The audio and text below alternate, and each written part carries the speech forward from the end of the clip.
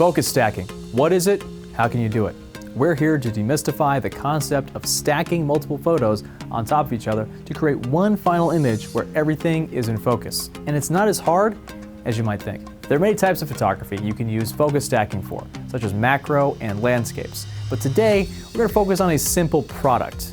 And you won't need anything other than your own camera and a tripod. The process of stacking photos involves shooting a series of images across the focal range, so you end up with a series of images with each part of a subject in focus. How many images you need to take is determined by a few different factors: focal length, aperture, and depth in subject. Choosing a focal length will help you out a little bit when it comes to how much of your image is in focus. If you're using a macro lens for fine detail work, chances are your depth of field will be quite shallow since your subject will be very close to the front of the lens. If you're using a wider lens, then you're likely to have more of your overall subject in focus. For the most part, determining which lens to shoot with will be dictated by what you're trying to photograph. From the images, you can see how using the macro lens for the same framing makes for a shallower depth of field. When setting your aperture, keep in mind that a wide open aperture will narrow your depth of field and require you to take more shots for the stack. If you close down to an f8 or an f11, you'll expand your depth of field and you'll be getting the sharpest possible image by working within that mid-aperture range. As you can see here, there is a big difference between an f1.8 and an f8. Keeping a mid-range aperture will lower the number of images you'll need for the stack, keep your final size a little smaller, and give you the sharpest possible image from your lens. Lastly, the depth in your subject will play a big part. If your subject is profiled to the camera, like in this example shot, it's easy to get everything in focus because everything is on the same focal plane. But if we pivot the shoe so the front is facing the camera, the subject is no longer even with the camera sensor.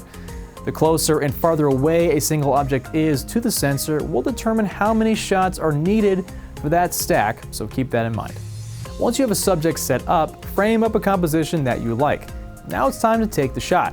You can do this a few different ways. Some people like to be in control and do it manually, rotating the focus barrel on the lens just a little bit, moving the focal plane across the subject and stopping to take a photo each time.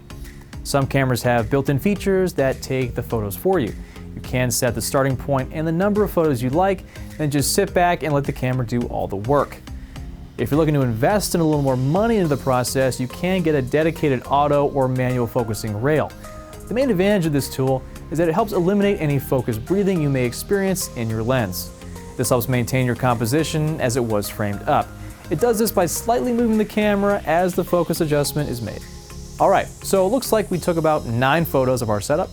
Now it's time to head over to the computer where the magic really happens. There are a few options you can use to stack your photos, from Photoshop to dedicated software such as Helicon, but we're going to stick with Photoshop for this stack. First thing you're going to want to do is open Photoshop and import your files. Make sure they are all in the same folder. Click File, Scripts, Load Files into Stacks. This will bring up a window that allows you to browse for your files. Select your images and check the box Attempt to automatically align source images. This will make sure that all the photos you took are perfectly lined up for the stack, even if there was a little variation in camera movement from photo to photo. Click OK and wait for the layers to load. Once they have loaded, select all the layers and click Edit Auto Blend Layers. This will bring up another window with a few options, but for now just make sure Stack Images is picked and hit OK. After Photoshop analyzes the layers, it will create masks over each layer by blocking out the out of focus spots from each image, creating one fully in focus shot. Now, if the process didn't 100% get every area of the image in focus, you may have to go back and make some tweaks to the layer. By selecting on the mask, you'll be able to paint in and out areas that the auto blend might have missed. It's going to be different for every image. That's pretty much it. You can now do any touch-up work you'd like in an adjustment layer and enjoy your fully stacked shot. If you like this tutorial and you want to see more, please click subscribe. This is Jake with B&H. Just keep rolling.